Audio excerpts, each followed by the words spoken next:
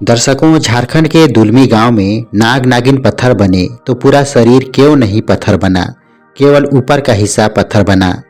दोनों साथ चले थे तो इतना दूर दूर कैसे हो गए।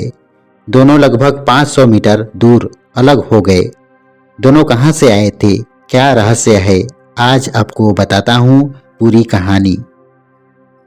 वर्षों पहले झारखंड राज्य के सोनाहातू थाना क्षेत्र के बारेंदा पहाड़ पर विशाल सर्पों का एक जोड़ा निवास करता था। उन दोनों ने नागलोक में भगवान की सेवा भक्ति करके प्रसन्न किया और पृथ्वी पर रहने का आशीर्वाद प्राप्त किया। तब सर्पों ने बारेंदा पहाड़ को अपने रहने का क्षेत्र चुना। तब ईश्वर ने उन्हें मनुष्य रूप धारण करने का वरदान दिया और कहा कि वे कभी भी सर्प के रूप में बारेंदा पहाड़ से बाहर न जाएं। सांप के रूप में भूमिगत मार्ग से ही एक स्थान से दूसरे स्थान पर विचरण करना, नहीं तो दोनों के साथ एक अलौकिक घटना घट जाएगा जो होना तय है।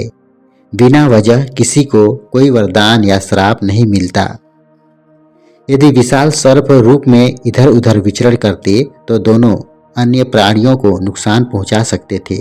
लोगों और जानवरों को परेशानी होती, उनके साथ उनके जान को खतरा हो सकता था। दोनों नाग नागिन अन्य जगहों पर मनुष्य रूप में ही घूम फिर कर वापस बारेंदा पहाड़ पर आते थे। कई वर्ष बीत जाने के बाद दोनों ने बारेंदा पहाड़ को छोड़ने की इच्छा व्यक्त की और पर्वत के पूर्वी किनारे पर स्थित स्वर्ण रेखा नदी और वहां के घने जंगलों को अपना निवास स्थान बनाने का निर्णय लिया, क्योंकि वहां भोजन और पानी की कोई कमी नहीं थी। वे दोनों सर्प के रूप में पाताल मार्ग से स्वर्ण रेखा नदी की ओर तेजी से बढ़ने लगे। कुछ दूर जाने के बाद दोनों एक दूसरे से बिछड़ गए, यानी एक दूसरे से अलग हो गए। वे एक दूसरे से लगभग 500 मीटर दूर थे, लेकिन जो होना पहले से ही तय होता है वो होता ही है। अलग होते ही दोनों सांप घबरा गए और उन्हें किसी अनहोनी की आशंका होने लगी। फिर पाताल मार्ग से निकलकर वे नागों के रूप में भूमि पर प्रकट हो गए और तनकर खड़े हो गए और इधर उधर एक दूसरे को देखने लगे।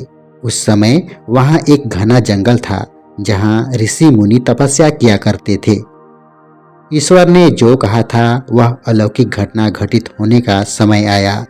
ऋषि मुनियों को लगा कि वे उन्हें और आसपास रहने वाले अन्य प्राणियों को नुकसान पहुंचा सकते हैं, इसलिए उन्होंने दोनों सर्पों को सिद्ध कर दिए। दोनों के शरीर का सिर का हिस्सा जमीन के ऊपर और निचला हिस्सा जमीन के अंदर पत्थर रूप में स्थापित हो गए।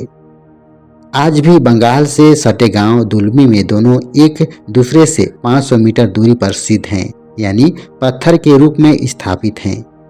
हाँ, लेकिन अब वहाँ जंगल नहीं है।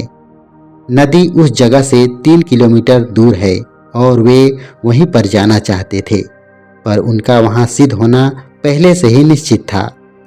लोग उनकी पूजा करते हैं, वहाँ नाग मेला भी लगता है। दूर दूर से लोग पूजा करने और दर्शन करने आते हैं। सबकी मनोकामना भी पूर्ण होती है। आज का एपिसोड पूरा हुआ। जल्द ही इसका भाग 2 लेकर मिलता हूँ दुलमी गांव में, और बारेंदा पहाड़ और स्वर्ण रेखा नदी को भी दिखाऊंगा और अच्छे से कहानी को बताऊंगा। तब तक के लिए जोहार।